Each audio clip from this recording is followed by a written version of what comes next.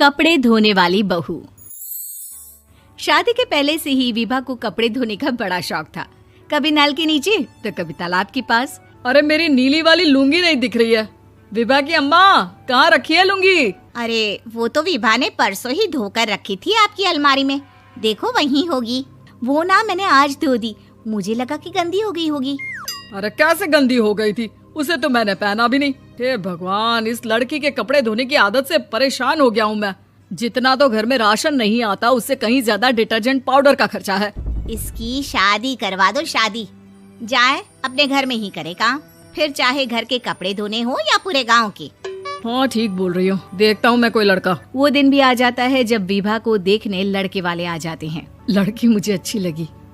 होने वाली सास कहती है, बेटी अगर कुछ पूछना है तो पूछ लो।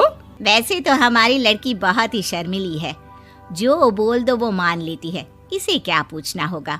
अरे कैसी बात कर रही हो माँ, मुझे इन लोगों के घर रहना है, सवाल तो कई है। हाँ हाँ बेटा, पूछ लो ना, क्या पूछना है। आप लोगों के घर कपड़े कौन धोता है? सास का मुंह बन जाता है। देखो, अगर तुम ये कहना चाहती हो कि तुम्हें कपड़े धोने नहीं आते तो सुन लो, कपड़े मैं ही धोती हूँ, लेकिन तुम्हारे आ जाने के बाद मैं रुमाल तक नहीं धोऊंगी। अरे चुप रहना भाग्यवान, बहू बेचारी घर आई नहीं, उसे डराना शुरू कर दिया। वो क्या है ना बिटिया, अभी तक तो ये कल्लू की माँ ही धोती थी, लेकिन अब तुम्हारे पापा तो दहेज में वॉशिंग मशीन देंगे ही।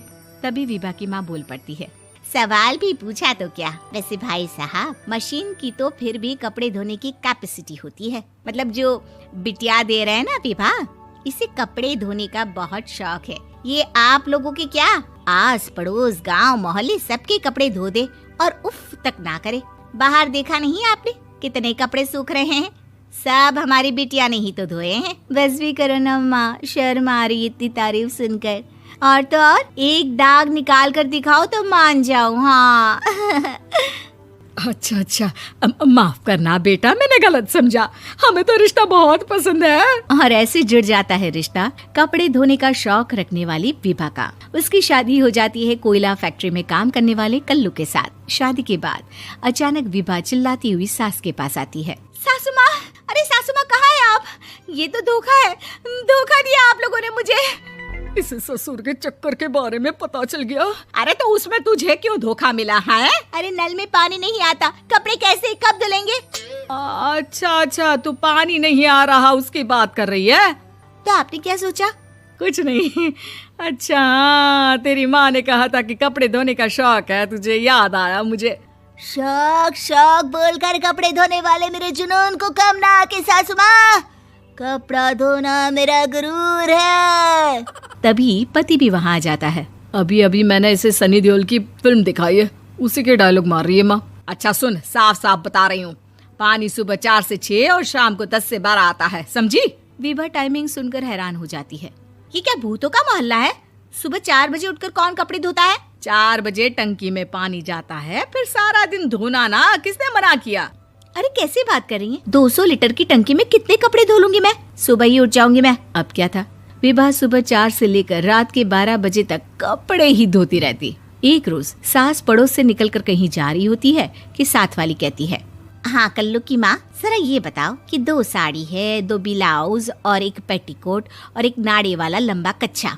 हाँ तो? अरे तो क्या, कितना लोगी धुलाई ये बताओ। धोबन दिख रहे हैं हम क्या?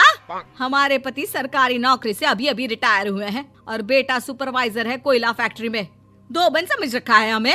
हाय रे कल्लू की अम्मा, माफ कर दो, वो तो मोहल्ले में यही सब बता रहे थे कि तुमने बहू को कपड़ा धुलवाने के काम में लगा दिया है। सास को पड़ोसन की बात सुनकर गुस्सा आ जाता है। वो घर पहुंचती है जहां घर के बाहर ही इतने सारे कपड़े सूख रहे होते हैं जितने कि किसी धोबन के घर पर। अरे ओ कल्लू की दुल्हन, बाहर निकल। माँ जी यहीं आ जाओ, बाथरूम में चादर धो रहे हैं हम। अरे अभी हम धोते हैं, तुमको बाहर निकलो। ये आस पड़ोस वाले बोल रहे हैं कि हम बहू से कपड़े धुलवा कर उसे कपड़ा धोने वाली बना दिए हैं। अरे छोड़ो ना माँ जी, किन लोगों की बातों में आती हो?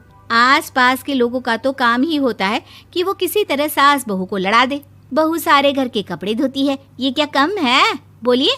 सास को भी लग जाता है कि वो बहू का ये सनकीपन नहीं छुड़वा सकती, इससे अच्छा है कि खुद ही चुप हो जाए। एक रोज सास और बहू मंदिर जाते हैं, जहाँ सास की साड़ी वहाँ खड़ी भीख मांगने वाली से मिलती है। माँ जी क्या बात है, आपकी साड़ी उस भिखारन से कितनी मिल रही है ना? हाँ हाँ, देखो तो दोनों की साड़ी मिल रही है। क्या बात है कल्लू की अम्मा, तुम खुद को तो अफसर की बीवी बताती हो और ऐसी सिंपल सी प्लेन साड़ी पहनकर घूमती हो। सिंपल और प्लेन नहीं है ये साड़ी। तो क्या सोने के धागे से फूल बने हैं? कुछ भी सासू माँ, कुछ भी। हाँ, बने थे इस साड़ी में सोने के धागे से फूल। मेरे पति लेकर आए थे मद्रास से स्पेशली मेरे लिए 10,000 की।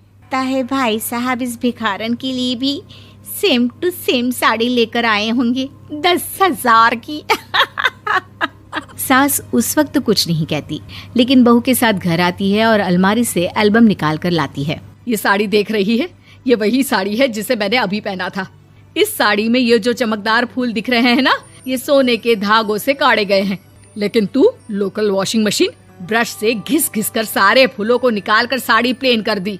मुझे माफ कर दीजिए सासू माँ। और तो और, जब मैंने तुझे तेरी गलती के लिए कुछ नहीं कहा, लेकिन तूने तो सबके सामने मेरा मजाक ही बना दिया। क्यों? बहू को समझ में आ जाता है कि अब से उसका कपड़े धोना बंद।